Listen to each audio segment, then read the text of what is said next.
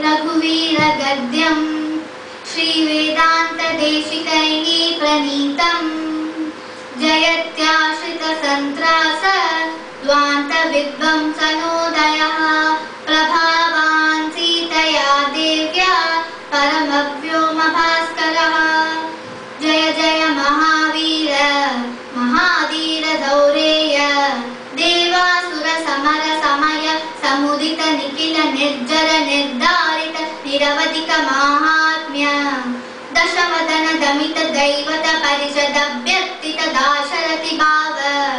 दिनकर कुल कमल दिवाकर दिविशद दिपति रण सहचरण चतुर दशरथ चरमरण विमोचन कोसल सुता कुमार भाव कंचुकित कारणाकार कौमार केली गोपालित कौशिकाध्वर रणध्वज दुर्य भव्य दिव्यास्त्र वृंदवंदित प्रणत जन विमत विमतन दुर्ललित दोर्ललित तनुतर विशिक विताडन विघटित विशरारु शरारु ताटका ताटकेय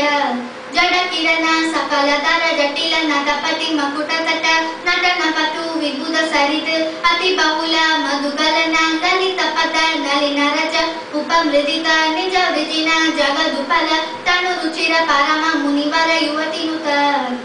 कुशिक सुत कथित विदित नव विविध कथ